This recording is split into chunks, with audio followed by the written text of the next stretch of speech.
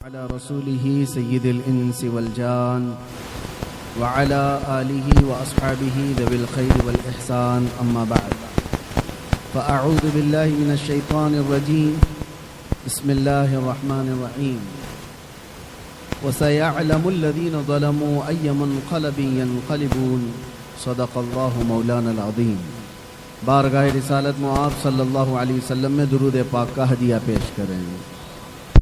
अल्लाहुम्मा सल्लि अला सय्यिदिना व मौलाना मुहम्मद मअददिल जूद वल करम व आलिहि व अस्हाबिहिल किराम व इब्निहिल करीम व बारिक व सल्लिम सलातन दाइमतन सरमदन अबदा। अल्लाह तबारक व तआला कुरान अजीम में यूँ फरमाता है, जुल्म करने वाले अनकरीब ये जान लेंगे कि वो किस खाई में गिरने वाले।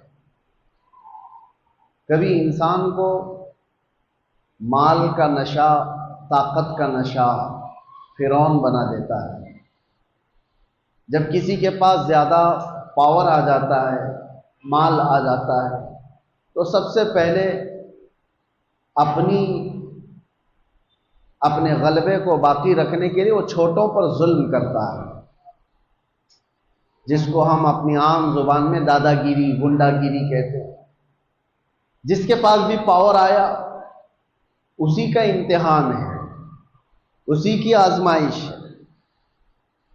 इसीलिए शेख सादी रहमतुल्लाह तआला अलैह ने फरमाया है, जगरदन फिराजा तवाज़ो निकूस्त गदागर तवाज़ो कुनद खोए उस्त। बड़े बड़े लोग अगर आजिजी करें तो ये अच्छी बात है, ये नेक खसलत है उनकी। पावर होने के बावजूद अगर वो आजिजी करे, तवाज़ो करे, और फकीर आदमी अगर गिड़गिड़ाए, तवाज़ो करे, तो ये तो उसकी आदत है, इसके अलावा करेगा क्या। पावर आ जाने के बाद, ताकत आ जाने के बाद इम्तिहान शुरू होता है। इसीलिए मेरे अजीजों, माँ बाप के भी अदब और एहतराम की जो बात की गई है कि माँ बाप का अदब और एहतराम वो किस वक्त, कि जब वो लोग ताकतवर हों और तुम छोटे हो, उस वक्त नहीं। उस वक्त तो हर बच्चा अपने माँ बाप का अदब करता है, क्योंकि माँ भी पावरफुल है, ताकत है उसको, बाप भी ताकतवर है, कमाता वही है, घर वही चलाता है, और बच्चा अभी जवान भी नहीं हुआ, छोटा है, तो अदब तो करेगा ही, डांट तो सुनेगा ही। कमाल उस वक्त है जब वो बुढ़ापे पर आ गए और उनके हाथ पांव नहीं चलते, कमाई का कोई जरिया नहीं, और तुम पावरफुल हो चुके हो, तुम्हारे पास अल्लाह ने ताकत भी दी, दौलत भी दी। अब देखा जाए कि तुम मां को झिड़क के बात करते हो या फिर वो अदब दिखाते। इम्तिहान तो उस वक्त है जब वो कमजोर हो जाए और तुम ताकतवर हो जाओ। इसीलिए कुछ लोग शोहर और बीवी के साथ हुस्ने सुलूक के जो मामलात हैं, इसको भी मैं आपको बताता हूं। किस वक्त एतबार है इस चीज का। कोई अगर ये कहता है मैं अपनी बीवी के साथ बहुत अच्छा सुलूक करता हूं, तो अगर अच्छा सुलूक करता है तो ये देखा जाएगा कि किस वक्त कर रहा है। जब तेरी ताकत सब खत्म हो गई, अब तुझे बीवी की जरूरत पेश आई, उस वक्त अच्छा सुलूक कर रहा है, या उस वक्त जब वो कमजोर थी और तू ताकतवर था। इसीलिए मेरे अजीजों, ये सारी मिसालें देखना है तो मुहम्मदुर रसूलुल्लाह सल्लल्लाहु अलैहि वसल्लम की जिंदगी है, मेरे आका करीम सल्लल्लाहु तआला अलैहि वसल्लम की जिंदगी है पाक।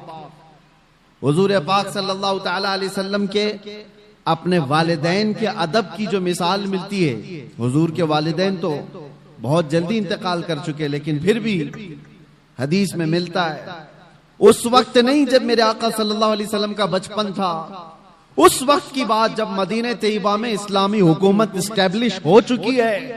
कैसर और किसरा थर्रा रहे हैं, हुजूर के नाम से कांप रहे हैं। जिस जगह सहाबा चले जाएं, फतह व कामरानी उनके कदम चूम रही हो, उस वक्त जब गलबा था, गलगला था, नबी पाक सल्लल्लाहु अलैहि वसल्लम सहाबा के साथ बैठे, एक बूढ़ी औरत आती है, हुजूर खड़े हो जाते हैं, और खड़े हो गए, सहाबा चौंक गए। मेरे आका सल्लल्लाहु अलैहि वसल्लम ने अपनी चादर निकाली और बिछाया उस बूढ़ी खातून को बैठने के लिए। सहाबा ने पूछा, ये वो सरवरे किश्वरे रिसालत है, सैयदुल अंबिया है, जिसके कदमों को माथा लगाकर जिब्राइल बोसा देते हो, वो किसी बूढ़ी के लिए खड़ा हो जाए। तो हुजूर पाक सल्लल्लाहु अलैहि वसल्लम से सहाबा ने पूछा कि इस खातून का अदब क्यों? मेरे आका ने फरमाया, ये 2 साल मुझे दूध पिलाने वाली हलीमा साजिया है। नबी पाक सल्लल्लाहु ताला अलैहि वसल्लम ने उस वक्त अदब करके दिखाया है जब पावर था, गलबा था, सहाबा की जमात थी और एक बूढ़ी खातून आई, और वो भी जन्म देने वाली औरत नहीं है, दूध पिलाने वाली दाया है। मेरे अजीजों, 1-2 मिसाल नहीं, हर मिसाल मैं आपके सामने रखूं। हुजूर पाक सल्लल्लाहु ताला अलैहि वसल्लम एक बार एक दरख्त के नीचे आराम फरमा रहे हैं, सहाबा भी थे, किसी गजवे से वापस लौट रहे थे। उस वक्त अचानक एक दुश्मन आ गया, वो घात लगाए बैठा होगा, सहाबा नींद में थे, हुजूर पाक सल्लल्लाहु अलैहि वसल्लम की तलवार बाजू रखी हुई थी। अचानक एक शख्स आया और हुजूर की वो तलवार उठा ली। हुजूर नबी पाक सल्लल्लाहु ताला अलैहि वसल्लम बेदार हुए और देखा तो वो तलवार सोते खड़ा है बिल्कुल हुजूर के सामने, हुजूर पाक सल्लल्लाहु अलैहि वसल्लम के पास। तो हुजूर अकरम सल्लल्लाहु ताला अलैहि वसल्लम उसको देख रहे कि अब ये तलवार चलाने वाला है, और उस शख्स ने तलवार चलाने से पहले हुजूर से पूछा, बता मोहम्मद, तुमको मुझसे कौन बचा सकेगा? हुजूर पाक सल्लल्लाहु अलैहि वसल्लम ने एक बुलंद आवाज से सिर्फ इतना कहा, अल्लाह। हुजूर पाक की जुबान से ये जुमला निकला था कि उसके हाथ से तलवार गिर गई और कपकपी उसको तारी हो गई। जैसी तलवार गिरी हुजूर ने उठा लिया। अब आप देखें, जब काया पलट जाए, पांसा पलट जाए, पावर दूसरे के पास आ जाए, और उस वक्त जो हमको सताया हुआ आदमी हमारे हाथ के नीचे आ जाए, तो फिर इंसान की फितरत क्या होती है? रगड़ दो इसको, मसल दो इसको, पूरा पुराना बदला ले लो। जब इसके पास पावर था तो मुझे परेशान किया इसने, ताकत का इस्तेमाल किया इसने।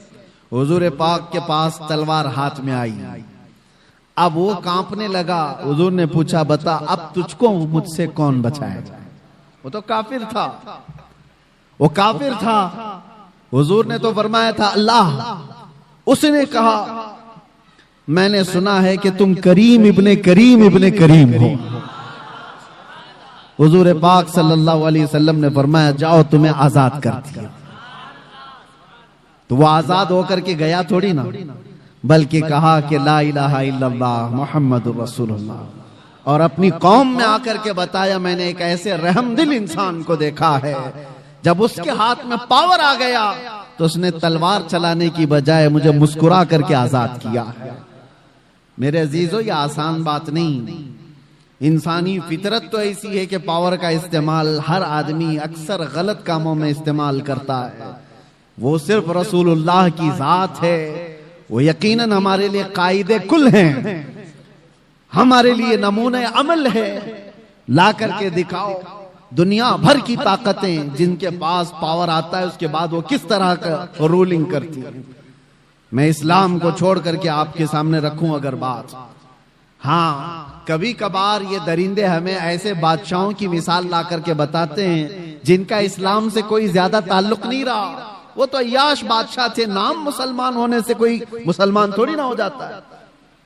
वैसे तो तुर्की के इनकलाब के बाद मुस्तफा कमाल बादशाह नाम से जो रेवोल्यूशन आया था, सल्तनत उस्मानिया खत्म होने के बाद तुर्की में जो बादशाह बनाया गया अंग्रेजों की तरफ से, उसका नाम क्या था? मुस्तफा कमाल बादशाह। उसने तकरीबन 10-11 साल हुकूमत किया, पूरे इस्लाम को खत्म करने के लिए एड़ी चोटी का जोर लगाया। कुरान पे पाबंदी, अजान पे पाबंदी, हिजाब पे पाबंदी, अरबी जुबान पे पाबंदी। 11 साल की हुकूमत में नाम क्या था? मुस्तफा कमाल। नाम हो जाने से कोई मुसलमान नहीं होता। हाँ, ये बात याद रखे। मिसाल लाओ ऐसी कि अबू बकर हो, उमर हो, उस्मान हो, हैदर रदी अल्लाह ताला नुमा जैसी, कि उनके दौरे खिलाफत में मैं अगर आपको हजारों मिसालें रखूं, पावर था, गलबा था, ताकत थी, तब फिर किस तरह का इस्तेमाल किया है। आज दुनिया को देखो, निहत्तों पर जो जुल्म किया जाता है, बराबर का मुकाबला हो तो समझ में आए कि 2 पहलवान मैदान में लड़ रहे हैं। फिलिस्तीन और इजराइल के मामलात को पूरी दुनिया जानती है। एक तरफ कंकर और पत्थर लेकर लड़ने वाले बच्चे और एक तरफ पेट्रोट मिसाइल पूरी दुनिया को सप्लाई करने वाली हाई टेक्नोलॉजी पावर वाली ताकत। कोई मुकाबला है? कोई मुकाबला नहीं, लेकिन दुनिया देख रही है। और हकीकत में बताऊं, हक और बातिल के मामलात जब भी टकराए ना, बराबरी कभी हुई नहीं, बराबरी हुई नहीं। एक तरफ 82 लोग हैं और एक तरफ 22,000 का लश्कर करबला के मैदान। 82 का डबल कर दो, ट्रिपल कर दो, 4 गुना कर दो, समझ में आए कि ये लोग डबल थे, ये ट्रिपल थे। नहीं, अरे कितने गुना ज्यादा। 80 लोगों के मुकाबले में अगर 22,000 आए तो कोई कंपैरिजन हो सकता है? कोई मुकाबला है इनका? लेकिन हक और बातिल की लड़ाई हमेशा ऐसी रही। और दूसरी एक मिसाल आपको बताऊं, सलाहुद्दीन अय्यूबी की। एक ऐसी जंग लड़ा उस मर्द मुजाहिद ने कि सारी सलीबी ताकतें जमा हो गई थी और 4 लाख की फौज जमा हो गई। 4 लाख की फौज सलीबियों के पास। अगर 4 लाख इंसान खड़े कर दिए जाए ना तो सरों का समंदर नजर आएगा आपको, सरों का समंदर होगा। और उस वक्त सलाहुद्दीन अय्यूबी के सामने ऐसा चैलेंज था, बिखरी टूटी हुई सब फौज मिलाने के बाद सलाहुद्दीन के पास सिर्फ 12,000 का लश्कर था। 12,000 का मुकाबला 24,000 से हो तो समझ में आए, 48,000 से हो तो समझ में आए, लेकिन 12,000 का मुकाबला 4 लाख से होने वाला है। एग्रीमेंट साइन कर लो, सुलह करके खत्म करके चले जाओ। सलाहुद्दीन ने अपने फौजियों से पूछा, क्या इरादा है तुम्हारा? सलीबी ताकतें सब जमा हैं और हमारी तादाद कम है। कैसे जवान उस लश्कर में शामिल थे। अपने सिपह सालार से कहते हैं, सलाहुद्दीन, अगर रसूलुल्लाह सल्लल्लाहु अलैहि वसल्लम के सहाबा तादाद देखकर मैदान में उतरते थे तो हम भी देखकर उतरेंगे, और अगर वो अल्लाह और उसके रसूल के भरोसे उतरते थे तो हम भी उनके नक्शे कदम पर अल्लाह और रसूल के भरोसे उतरेंगे। हमने तादाद नहीं देखी, तादाद नहीं देखी। अल्लाह की मदद आई।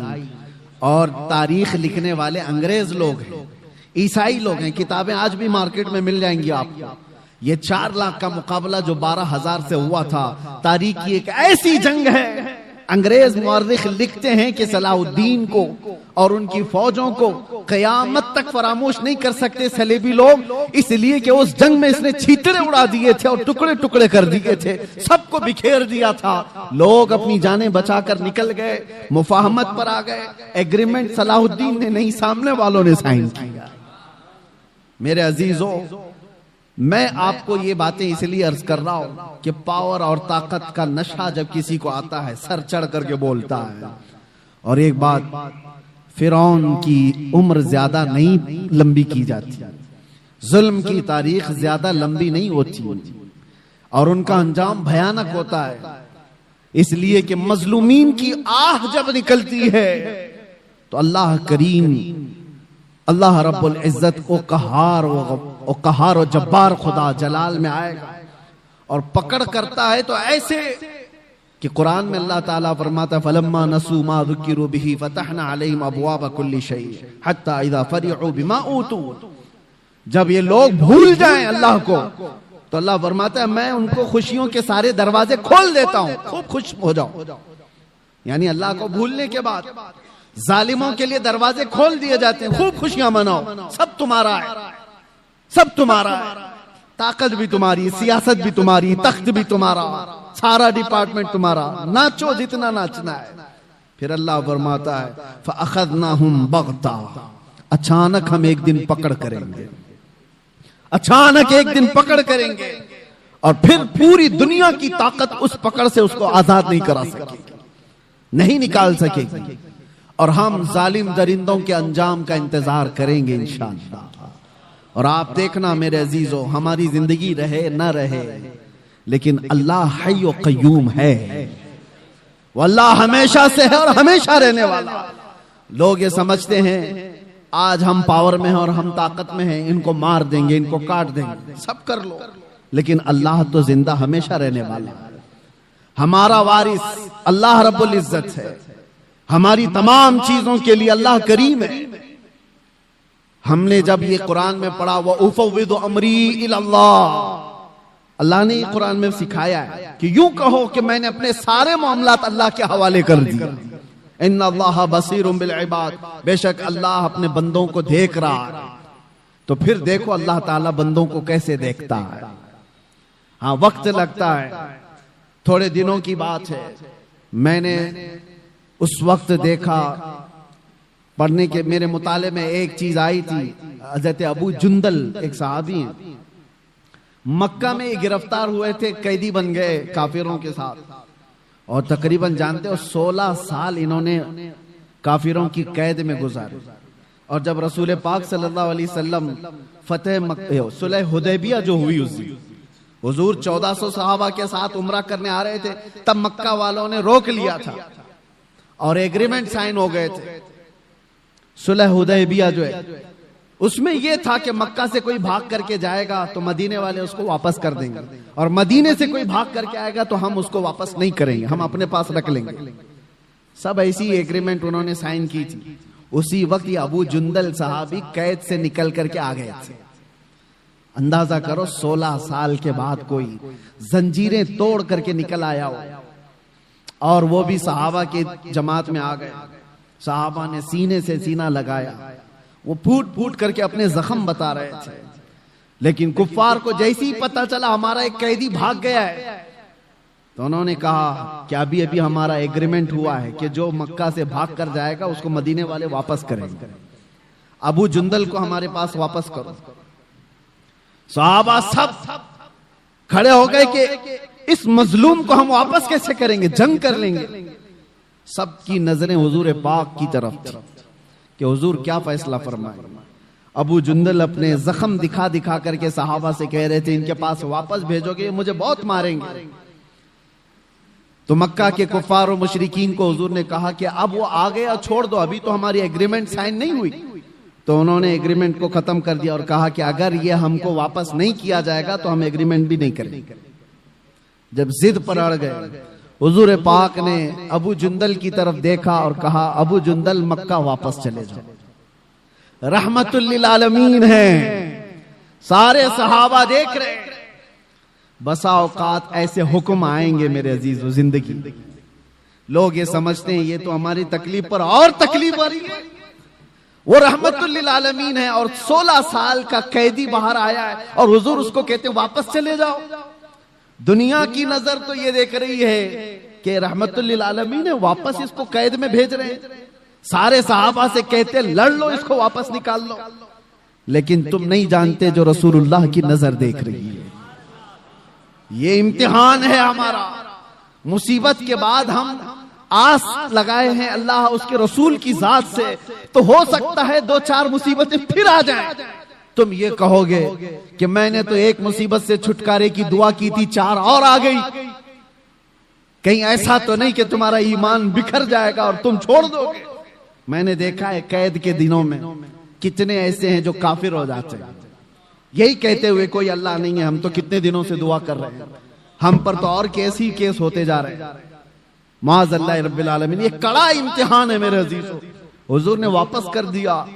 और हैरत की बात मैं आपको बताऊं, दूसरा कोई आम मामूली आदमी हो तो जंग कर ले और लड़ाई कर ले, या फिर छूटा हुआ कैदी, उसको जब ये फरमान सुना दिया जाए तो बिफर जाए और कहे कि मैं तो छोड़ देता हूं, ऐसा दीनी क्या। अबू जुंदल की तरफ सहाबा ने देखा, सर झुकाए मक्का की तरफ वापस जा रहे हैं।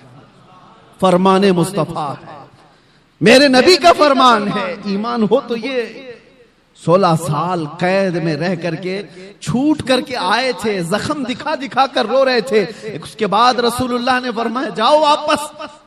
चूं चिरा तक नहीं कहा, ये पूछा भी नहीं या रसूलुल्लाह वापस उस जुल्म की चक्की में पिसने जाऊं, नहीं पूछा, सर झुकाया और चल पड़ा। यही तो ईमान है मेरे, यही ईमान है।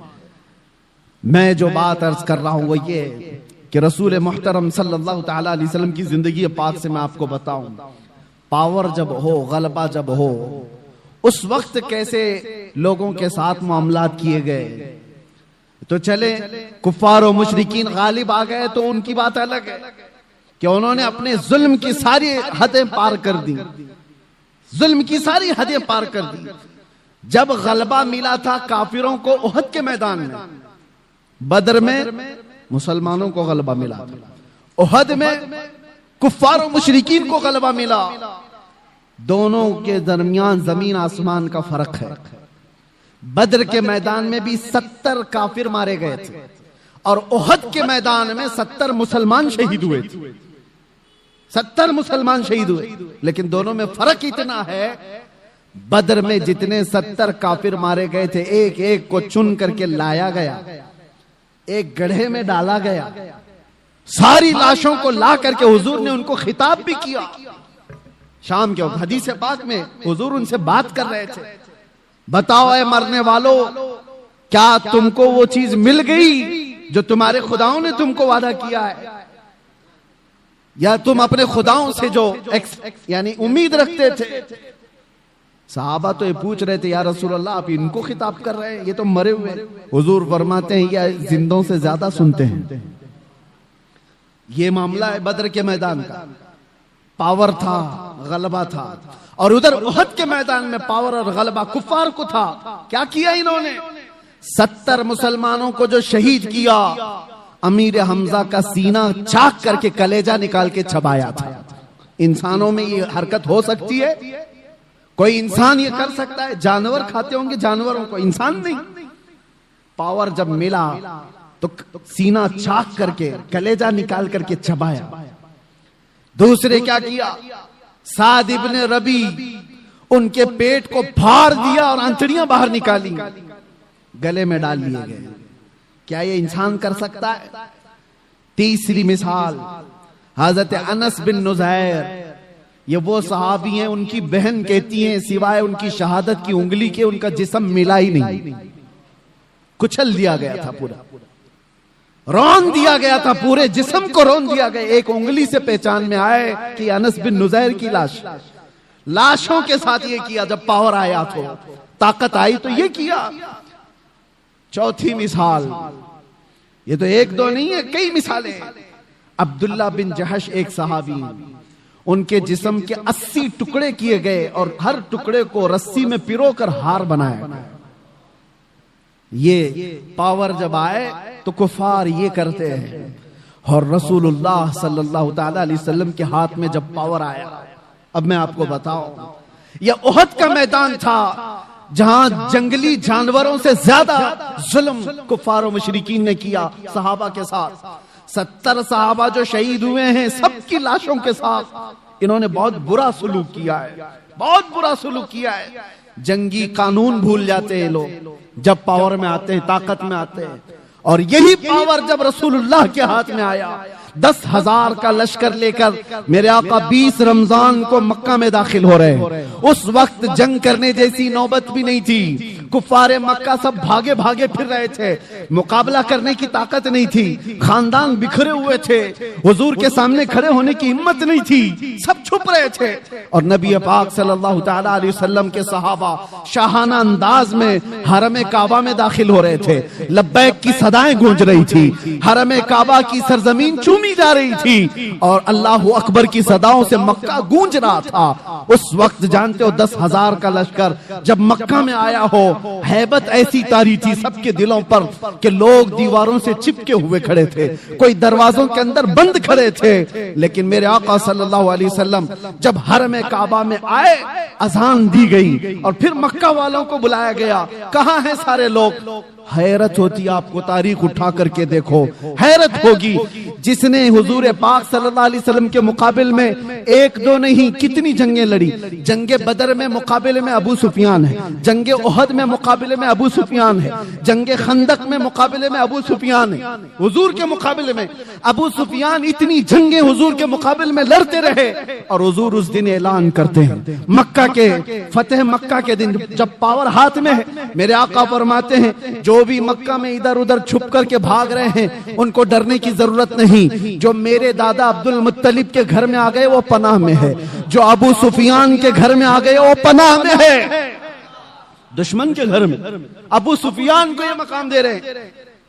हुजूर फरमाते जो अबू सुफियान के घर में आ गए वो पनाह में है, जो खाने काबा के इर्द गिर्द आ गया वो पनाह में है, उससे जंग नहीं की जाएगी। और जो तलवार उठाया हुजूर से मुकाबला करना चाहा वो कैदी बना करके लाए गए, पकड़ करके लाए गए। फतेह मक्का का दिन है। सहाबा तो सहाबा है जो बरसों से जंगों की जिंदगी देख रहे हैं हुजूर के साथ। मेरे अजीजों, उनकी कुर्बानियां कम नहीं है। हजरत अबू हुरैरा से पूछो, हदीसें बताती हैं ऐसी ऐसी जंगों में सहाबा गए, कहते हैं कि पैरों पर कपड़े बांधने पड़ते थे, सारे नाखून उखड़ गए थे।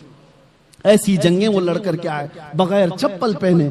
मेरे आका सल्लल्लाहु अलैहि वसल्लम से कभी उन्होंने ये सवाल नहीं किया था कितना लंबा आप लेकर के जाएंगे।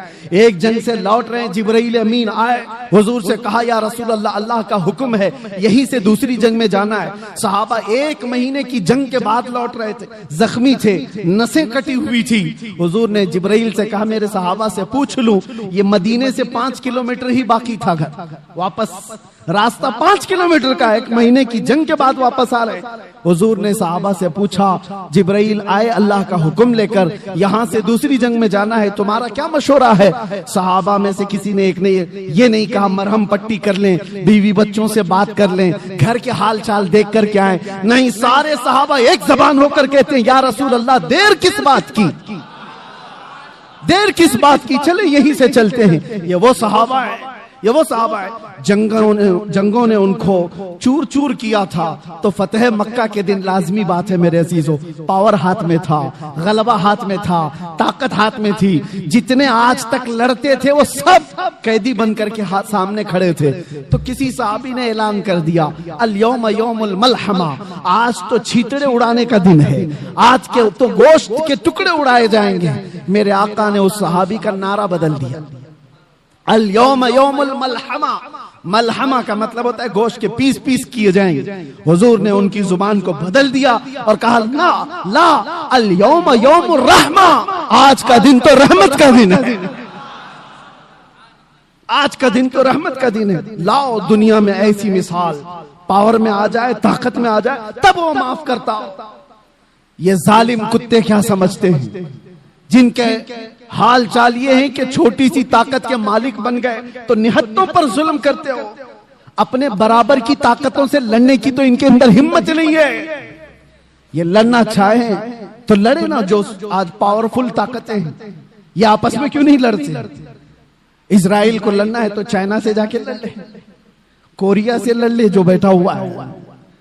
जिनके पास पावर है उनसे क्यों नहीं लड़ते?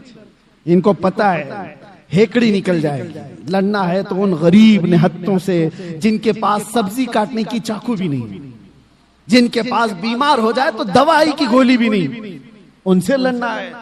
इसको ताकत नहीं कहते, इसको दुनिया की सबसे बड़ी बुज़दिली कहते हैं, सबसे बड़ी बुज़दिली।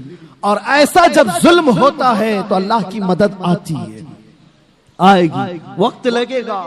एक मिसाल मैंने खाली आपको दी, जब मेरे आका सल्लल्लाहु अलैहि वसल्लम के हाथ में पावर आया फतेह मक्का के दिन, हुजूर ने सबको माफ किया, कहा कि इज़हबू अंतुम तुलका, जाओ आज सब के सब तुम आजाद, आज सब के सब तुम आजाद। एक बात बताता हूं, सफवान बिन उमैया एक ऐसा शख्स है मक्का का, इसने हुजूर के कत्ल का मंसूबा बनाया था, और वो भी हतीम काबा में बैठकर। बहुत पैसे वाला था, ताकत वाला था। क्यों बनाया था? इसलिए कि इसके बाप को जंगे बदर में मार दिया गया, सफवान के बाप को मार दिया गया। तो हतीम काबा में बैठ करके सोचा किसी किराए के कातिल को ले लो। तो किराए का कातिल कौन मिला? देखा सेम इश्यू होना चाहिए, दूसरे के पास भी ऐसी इंतकाम की आग जल रही हो, मोहम्मद सल्लल्लाहु अलैहि वसल्लम से बदला लेने की। उमैर बिन वहब नाम का एक शख्स मिल गया जिसका बेटा हुजूर के पास कैदी था। जंगे बदर में जो 70 कैदी थे उसमें एक कैदी उमैर बिन वहब का बेटा था। सफवान ने बुलाया उमैर को, कहा जितना पैसा चाहे उतना दे दूंगा, तेरे सारे कर्जे मैं चुका दूंगा, तलवार मैं दूंगा, जाओ मदीने और मोहम्मद का कत्ल करके आओ सल्लल्लाहु अलैहि वसल्लम। उमैर तैयार हो गया, तलवार लेकर मदीने आ गया। और उमैर को सब पहचानते थे। उमैर का एक लक़ब था शैताने कुरैश, आग भड़काने वाला आदमी। हजरत उमर की नजर पड़ गई, मस्जिद नबवी के बाहर ही खड़े थे। और हजरत उमर ने जो लफ्ज कहा, लोग मुझे ताना मारते हैं कि बार बार आप ये जुमला क्यों कहते हैं। सुनो, उमर इब्ने खत्ताब का जुमला हदीस में है। आपने जैसी उमर बिन वहब को देखा तो क्या कहा, खुजू हाजल कल्ब, पकड़ लो इस कुत्ते को। ये मेरा जुमला नहीं है, उमर इब्ने खत्ताब का। हाँ, अगर हमारी जुबान से कुत्ता निकलता है तो वो बराबर जगह के लिए निकलता है, ऐसा नहीं है। हाँ, तो उमर बिन वहब को पकड़ने के लिए उमर इब्ने खत्ताब ने कहा, पकड़ लिया, गर्दन में गमछा डाल करके घुमाया और फिर हुजूर पाक सल्लल्लाहु अलैहि वसल्लम मस्जिद नबवी में अंदर से जाकर के पूछा, आका वो उमर बिन वहब आया है, क्या करूं उसका? आप हुक्म दें तो वही निपटा दूं उसको। जंगे बदर को भड़काने वाला वही आदमी था। हुजूर ने फरमाया, आने दो अंदर। अंदर जब उमर बिन वहब आया तो हुजूर ने पूछा, क्यों आए हो? उसने कहा, बस बेटे की खैर खैरियत पूछने आया हूं। हुजूर ने फरमाया, सच बताओ क्यों आए हो? कहा, नहीं, बस यही, मेरा बेटा आपके कैद में, हालचाल मालूम करने आया। हुजूर ने फरमाया, बेटे की खैर खैरियत लेने के लिए तलवार लेके तो नहीं आते? तो उसने तलवार फेंक दी। कहा, क्या फायदा इस तलवार का, तलवारें हमारे पास थी बदर में, फिर भी हम नहीं जीत पाए ना।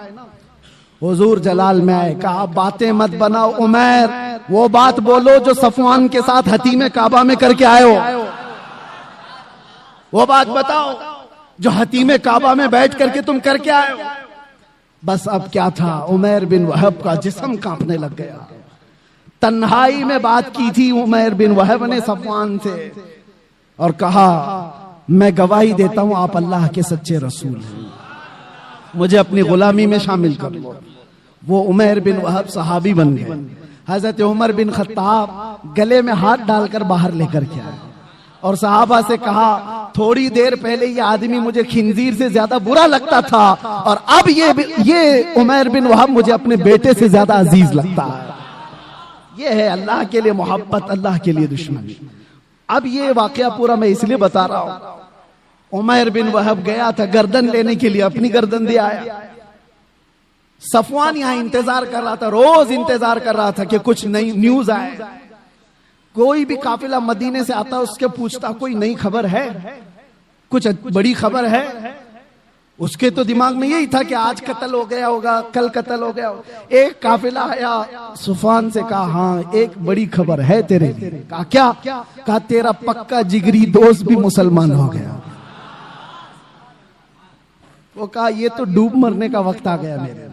यही वो दिन थे। थोड़े दिनों के बाद हुजूर पाक सल्लल्लाहु अलैहि वसल्लम पूरे सहाबा की जमात के साथ मक्का में आ गए, फतेह मक्का।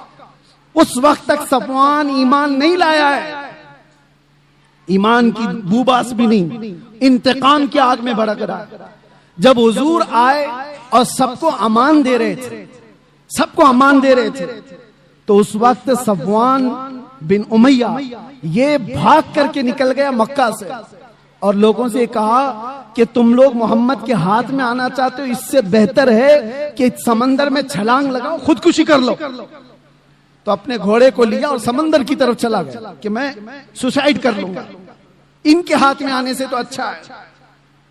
हुजूर पाक सल्लल्लाहु अलैहि वसल्लम जब सबको माफी दे रहे थे तो उमर बिन वहब हुजूर के पास आते हैं। अब वो सहाबी रसूल हैं।